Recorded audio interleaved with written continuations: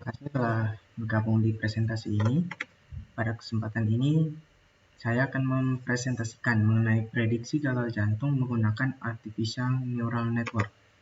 Nama saya Kevin Nicholas Tanex dengan NIM 0000030721, Teknik Elektro Angkatan 2018. Latar belakang prediksi gagal jantung menggunakan ANN.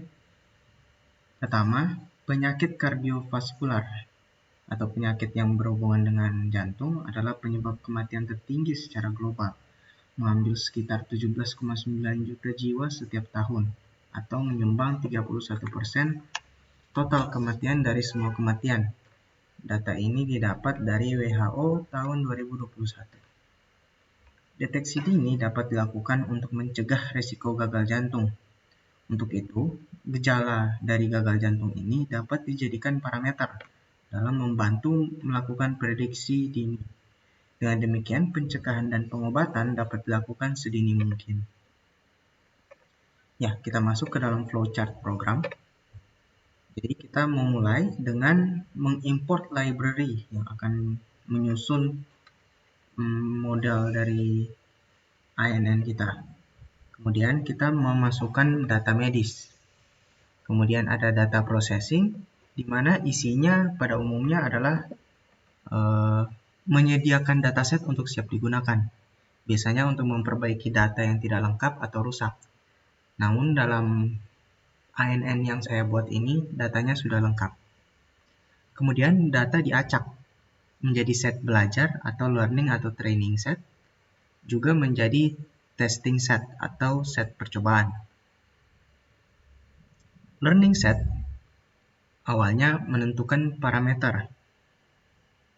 Dari dataset yang dimasukkan, dipetik parameter-parameter penting yang menentukan apa saja yang akan masuk dalam perhitungan, serta penentuan parameter mana yang akan memiliki weight yang paling signifikan terhadap keluaran prediksinya.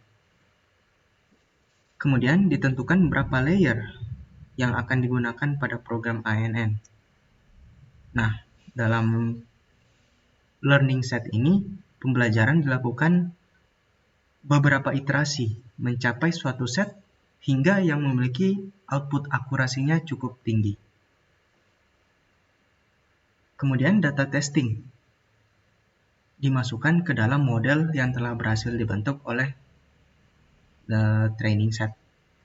Nah, data yang dimasukkan dari testing ini akan memprediksi manakah data pasien mana yang bisa diprediksi akan mengalami gagal jantung, di mana kemudian akan di-generate model dari output yang telah dibentuk. Data yang dari hasil set akan dibandingkan dengan yang asli. Dari situ kita bisa mendapatkan akurasi dari model yang telah dibuat sebenarnya. Kita masuk ke parameter dari dataset. Nah, dataset ini didapat dari Davide Chico, Guasuppe Jerman Machine Learning. Parameter dari dataset yang saya dapatkan antara lain usia, anemia, diabetes, tekanan darah tinggi, gender, status perokok, kreatinin fosfokinase, kreatinin serum, natrium serum, fraksi ejeksi, waktu, dan kejadian kematian. Parameter di atas merupakan catatan apakah pasien pernah mengalami atau tidak, tingkat substansi saat pengecekan, dan waktu pengecekan diagnosa. Parameter kemudian dimasukkan ke dalam matriks korelasi, yaitu yang di sebelah kanan, di mana matriks korelasi ini dapat membantu kita menentukan parameter mana yang akan sangat mengaruhi tingkat prediksi kematian gagal jantung, dan kata lain akan memiliki weight terbesar dalam proses perhitungan.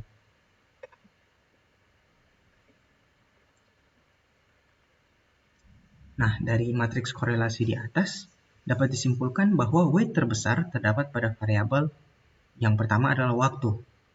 Karena waktu kunjungan tindak lanjut pasien untuk penyakit sangat penting. karena diagnosis awal dengan masalah kardiovaskular dan pengobatan mengurangi kemungkinan kematian. Hal ini mengakibatkan korelasi hubungan terbalik. Semakin ditunda waktu kunjungan untuk melakukan diagnosa atau pengecekan, akan semakin tinggi kemungkinan kematiannya. Jadi, semakin bisa didiagnosa, semakin dengan cepat bisa dideteksi kemungkinan gagal jantungnya sehingga bisa lebih cepat diprediksi.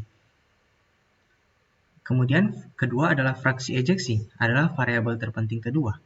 Karena variabel fraksi ejeksi sama saja dengan koefisien dari efisiensi jantung. Nah, variabel yang ketiga adalah usia pasien. Sangat penting juga karena fungsi jantung menurun seiring bertambahnya usia. Bisa dikatakan usia juga memiliki korelasi dengan fraksi ejeksi.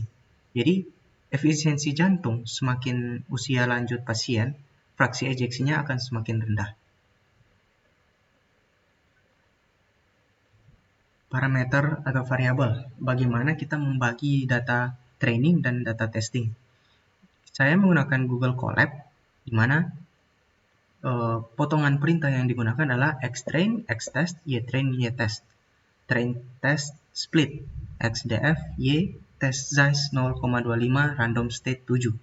Maksudnya adalah besar dataset yang testing adalah 0,25 dari keseluruhan data dengan random state 7. Random state di sini menentukan seberapa acak tiap kali dia melakukan iterasi untuk menentukan data mana yang masuk training dan testing. Nah, data yang kita punya adalah total 299 data dengan random state 7, sehingga karena test size 0,25 atau 25%, berarti training size kita adalah 75% dari total data. Testing 25% dapat kurang lebih 74 data, dan sisanya adalah training. Nah, kita masuk ke bagaimana kita membentuk neural network structure-nya. Nah, di sini kita punya 12 input dan 2 bentuk output. Inputnya 12 adalah parameter yang sudah kita tentukan di atas. Kemudian keluarannya adalah berbentuk kemungkinan apakah pasien akan mengalami gagal jantung atau tidak. Jadi ada 2, 1 dan 0. Kemudian bisa dilihat di bagian atas, kita menggunakan model sekuensial, di mana dalam pembentukan layer ini, cara perhitungannya adalah forward propagation. Layer kita ada 4 dalam hidden layernya. Layer pertama memiliki 16 layer, layer kedua memiliki 16 unit ralat. Layer kedua memiliki 8 unit, layer ketiga memiliki 4 unit, dan layer terakhir memiliki 1 unit saja, sehingga lebih untuk menentukan apakah keluarannya akan 1 atau 0.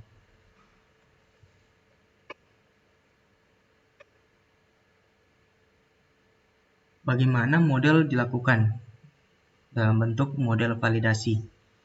Di sini perlu kita perhatikan pertama, bentuk ANN yang kita buat memiliki minimal delta 0,0001, atau dalam hal ini berapa minimal perubahan yang terjadi untuk dikatakan sebagai suatu kemajuan dalam perhitungannya. Kemudian ada patience, yaitu minimal berapa epoch sebelum proses iterasinya akan berhenti. Nah, dalam program ini kita lakukan minimal 25. Tapi dalam proses iterasinya ternyata kita mendapatkan jumlah epochnya adalah 98. Bisa dilihat pada grafik kiri, perbandingan epoch dengan loss adalah perbandingan antara berapa epoch ketika sudah terakhir, tingkat loss-nya dalam atau fungsi error dalam program ANN-nya akan berapa. Nah, dari grafik dapat dilihat semakin besar epoch, 98 epoch lebih tepatnya, memiliki loss atau function error yang jauh lebih kecil dari awal. Sehingga dapat dikatakan iterasi ini sangat membantu mengurangi ketidakakuratan program ANN dalam menentukan keluarannya. Kemudian pada grafik kanan bisa kita lihat perbandingan antara akurasi dengan epoch. Dapat dilihat epoch 98 dibandingkan dengan epoch 0 memiliki tingkat akurasi yang jauh lebih tinggi. Namun, epoch maksimal berada di sekitar lebih dari 40 dan kurang dari 80. Sehingga bisa dikatakan validasi akurasi model pada iterasi ke-98 ini setnya masih kurang optimal, yang sebaiknya harus dimundurkan bagian iterasinya supaya bisa mendapatkan akurasi yang maksimal itu antara 40 dan 80 itu. Kita lanjut. Kita masuk di bagian terakhir. Seperti kesimpulan dari model yang telah dibuat, saya menggunakan confusion matrix untuk menentukan seberapa akurat atau bagusnya set yang telah didapat untuk menentukan prediksi gagal jantung ini. Bisa dilihat true positif 0,65, true negatif 0,13. False positif dan false negatif ada di 0,11 dan 0,11. Kalau kita perhatikan dengan baik dari true positif dan true negatif, kita sebenarnya bisa mendapatkan akurasi dari set ANN yang telah kita ambil terakhir, di mana 0,65 ditambah 0,13 kita mendapatkan akurasi 0,78. Namun digenapi karena belakang desimalnya cukup tinggi sehingga menjadi 0,79. Sedangkan 0,11 sisanya menjadi 0,22 adalah tingkat ketidakakuratan, jadi miss dari program ANN yang digunakan. Bisa diasumsikan, dimisalkan dengan lebih tepat, misalkan kita memasukkan data tadi sebesar 74 pasien. Nah, 74 pasien ini kita mendapatkan true positif bahwa 0,65 pasien benar-benar mengalami gagal jantung. Sedangkan true negatif, pasien benar-benar mengalami diprediksi tidak mengalami gagal jantung. 0,13 dari 74 kita mendapatkan sekitar 10 orang. Dengan true positif 0,65 dari 74 orang kita bisa mendapatkan 48 orang terprediksi dengan benar. Dan 10 orang terprediksi tidak mendapatkan gagal jantung. Sedangkan 0,22 dari 74 atau sekitar 16 orang dari 74 orang itu menjadi salah prediksi oleh program ANN yang telah kita tentukan tadi.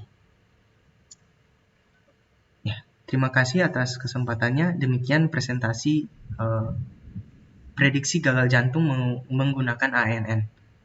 Saya Kevin, terima kasih atas pelajarannya. Sekian.